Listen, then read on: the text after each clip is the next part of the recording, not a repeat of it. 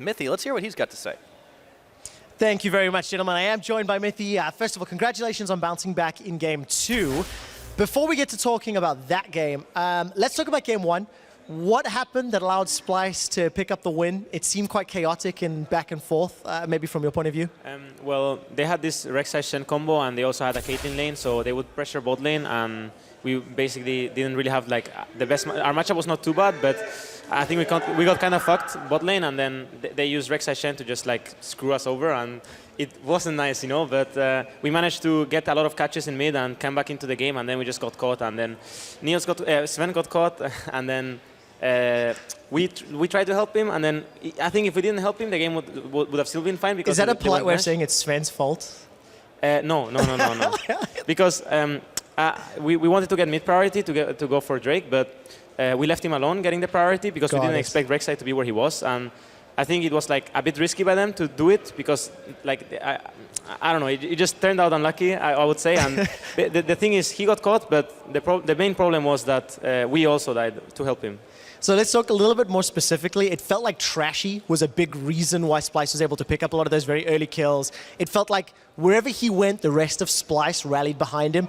Is that something you'd agree with? You know, is Trashy one of the more important members of Splyce as to why they're performing so well? I think he is very good. I've said it many times. I think they're a very good team and they play very well around their jungler. But I think it's also the role that junglers have right now in the game. They're usually the main initiators, the main tanks and initiators. See Olaf, see Rek'Sai, see Gragas, so see Nunu. Yeah, exactly. So it's kind of his job, but he does it well. So listen, jump into Game 2 after losing Game 1. Fairly slow to begin with, but then all of a sudden G2 just finds the gear that they always do in Game 2, and you win it quite convincingly. As it is Coaches Week, talk to me about what happens after you've lost a game. You're backstage talking with the team and Youngbuck, preparing for Game 2. How do you adjust and come back looking so strong so often? Well, everyone says Game 1 is warm-up, right? But on a serious note, we talk about what happened in that game, what our mistakes were, so we can like fix them if they can be fixed, and just kind of like not have anything inside us for the next game. So we talk everything out, and then we just focus on pick and ban. What do we do next? And everyone is more focused because they've already warmed up and just goes a bit better. I've asked this question to a few members of G2. You're next on my hit list. Why does G2 always play so slowly and so sloppily in Game 1? Because it always looks like you guys are much stronger in Game 2, even in series that you 2-0. Do you think that's fair or not? I think it's a fair statement. I'm not sure. I know for me personally, I usually play worse in Game 1 because I just need to get used to the stage and like feel at home, and usually takes me one game.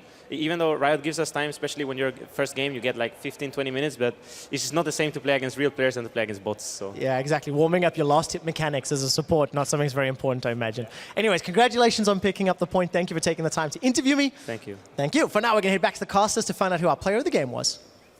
Thanks, QuickShot. Insightful interview over there, but really, I feel like you can't expect anything else because our player of the game is going to be the top laner from G2 eSports. The pentakill sealed the deal, but he was doing work even before that. Yeah, his damage was pretty good in this second game, and you know, wave clearing, everything that went into it, and obviously with the penta at the end of it, you've got to kind of give a little bit more to that. But we've been talking about him joining. Would he be a weakness? Would he shore up Kigis? He's gone from strength to strength for G2, and certainly seems to be settling very well into the European LCS. Yeah, and he's brought out a pretty good variety of champions. He's played his heart out, and the team, you know, has expressed time and time again that they feel so much better with him now that they've gotten some time getting used to him. And this whole G2 squad is once again looking like a team that is well on their way to placing very far, if not once again repeating as champions. Yeah, well, if they can get themselves that semi-final bye from playoffs, maybe they'll get an easy road there as well. But we're going to have to keep our eyes on G2 throughout the rest of the split. Oh, definitely. Maybe 2 if we can spare them. Now, coming up, our second series of the day is going to be between Schalke 04 and Origin. That's coming up in just 3.5, so stick around.